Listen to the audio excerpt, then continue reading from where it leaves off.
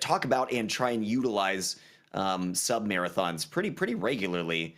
Where and the standard for this one is that you add time based on based on subscriptions, and usually there's other stuff rolled in where cheering and tipping, buying stuff from your humble store or merchandise or whatever will also add time.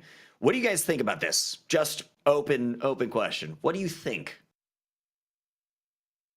They work. I've never done one before, but I mean, they work. I've never done one before. They definitely work. I mean, you see people like smash records and max out emotes from just doing subathons every month. I've never been every month much of a subathon. Yeah, I definitely have seen streamers do like monthly subathons. Holy smokes! Yeah, I've never done one either. The people I've seen do it as their, like Loco was actually saying, this is my day that pays the bills. Right. And they build that in as an expectation with their community. Yeah, I don't have a problem with it. I've just never done it because I don't and cannot stream for a long time. Like I have meetings, I have a dog, I cannot stream for 12 to 24 hours on I have meetings, I have a dog, I also have a flesh prison that needs rest. I think they can be fun.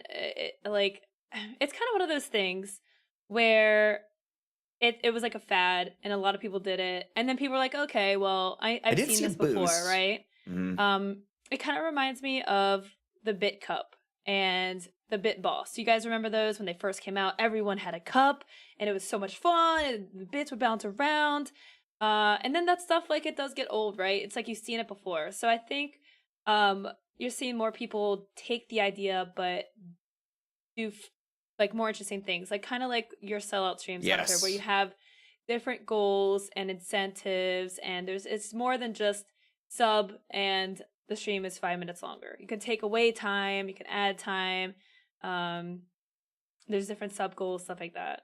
But yeah, I mean, I don't think there's a problem with it. Just like any form of monetization, don't push it so hard. Like, don't do it too often. Tailor it to your community. I mean, like you were saying, what are the things that would actually get them engaged? I know I have clients who do monthly subathons where they're tailored, where they're doing different rewards each month, and where, like, it is a built-in part of this is what keeps me full time, and they get really creative with it, but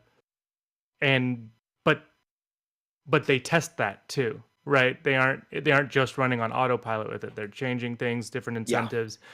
Seeing does it work over time, and if it starts to not work for some reason, trying to figure out why, talking to their community, that kind of stuff, and B, maybe trying other things. So, like you were saying, I think it's not wrong to try something like a subathon or a Bit Cup or the Bit Boss, especially if it's newer and maybe viewers don't have as much exposure to it.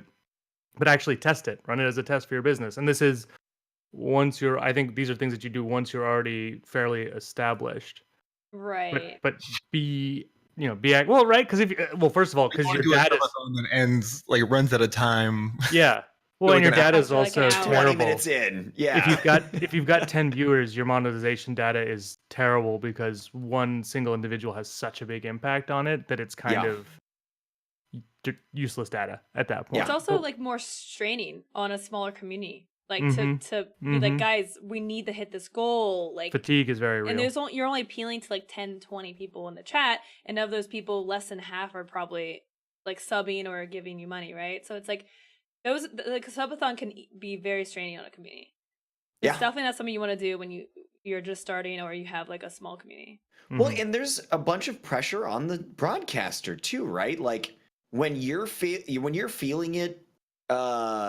When it feels like it's not being as successful as you wanted, then that starts draining the way that you start talking about it can become different, and that can become really apparent and really visible, which has a negative impact. And then a lot of people can start feeling bad for not giving you money, which in turn, nobody likes to feel guilt. Then people leave, and then you get into this horrible cycle where if you've overcommitted and also are putting too much weight and value on the success of the thing itself, you can run into some real serious like psychological issues that bring it into a downward spiral. I think a lot of us are familiar with how that can go.